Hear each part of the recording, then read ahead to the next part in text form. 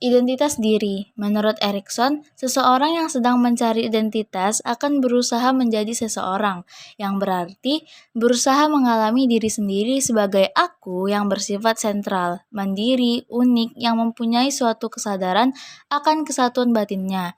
Sekaligus juga berarti menjadi seseorang yang diterima dan diakui oleh orang banyak. Lebih jauh dijelaskan bahwa orang yang sedang mencari identitas adalah orang yang ingin menentukan siapakah atau apakah yang diinginkannya pada masa yang akan datang.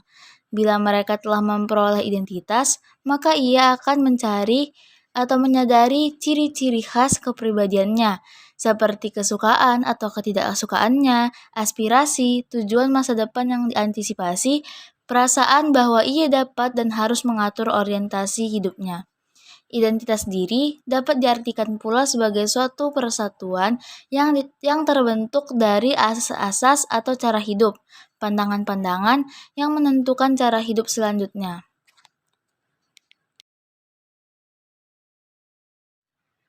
Menurut Erikson juga, identitas diri berarti perasaan dapat berfungsi sebagai seseorang yang berdiri sendiri tetapi yang berhubungan erat dengan orang lain. Ini berarti menjadi seseorang dari kelompok tetapi sekaligus memiliki ciri-ciri yang berbeda dengan kelompok yang merupakan kekhususan dari individu itu tersebut. Identitas diri yang dicari remaja berupa usaha untuk menjelaskan siapa dirinya, apa perannya dalam masyarakat, seperti apakah ia seorang anak ataukah dia seorang yang sudah tumbuh dewasa.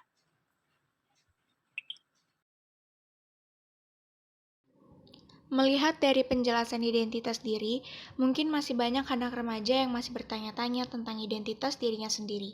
Dari hal tersebut, solusi yang dapat kami berikan, yaitu yang pertama, Anda harus lebih dekat lagi dengan orang tua. Studi tentang hubungan orang tua, anak, dan identitas remaja menunjukkan bahwa orang tua yang membantu perkembangan identitas anak yang kusut.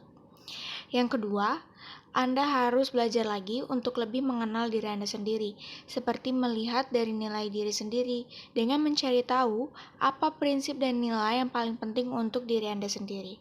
Yang ketiga, kami juga menyarankan Anda untuk lebih mengenal lagi batasan-batasan dalam diri Anda sendiri, agar tidak terjadinya suatu keadaan di luar yang batas.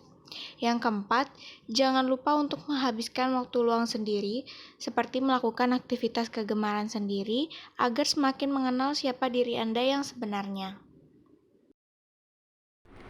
Dengan mengenali diri sendiri secara tepat, akan diketahui konsep diri yang tepat pula. Dengan berupaya mengembangkan hal-hal yang positif dan mengatasi atau menghilangkan hal-hal yang negatif, merupakan tahapan untuk mengubah konsep diri. Ada beberapa tahapan untuk mengubah konsep diri ke yang lebih baik lagi. Yang pertama, tetapkan perubahan yang akan kita capai dan kita inginkan. Nah, kita harus lebih fokus kepada titik yang ingin kita capai agar mendapatkan perubahan yang diinginkan. Yang kedua, dapatkan umpan balik dari orang lain. Selain kita harus memberikan respon positif kepada orang lain, kita juga harus mendapatkan umpan balik tersebut, yaitu respon positif juga dari orang lain kepada kita. Yang ketiga, perbaiki cara pandang terhadap diri sendiri.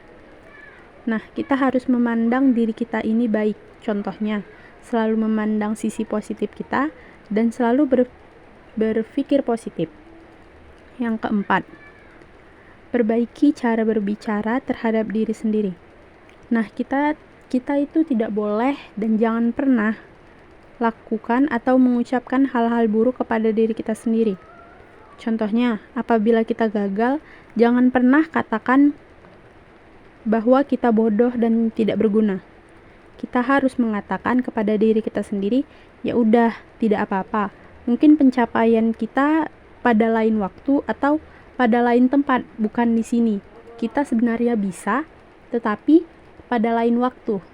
Kita tidak boleh mengatakan hal-hal buruk kepada diri kita sendiri.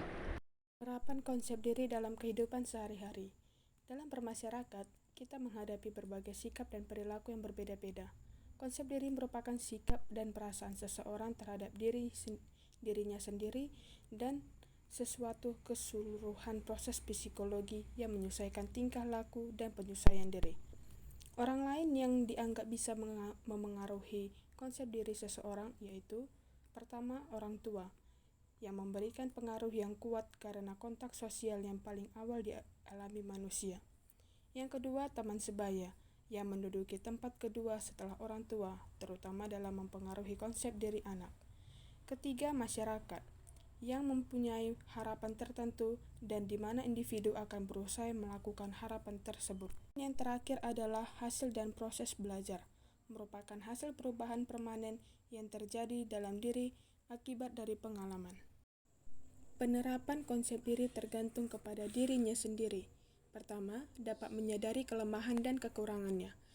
Jika seseorang tahu dia memiliki kekurangan, maka dia juga akan menyadari bahwa dia memiliki kelebihan. Kedua, pandai mengendalikan diri. Jika seseorang bisa mengendalikan diri atau emosinya, orang tersebut adalah orang yang penyabar dan bisa mengambil keputusan dengan tenang. Ketiga, tenggang rasa.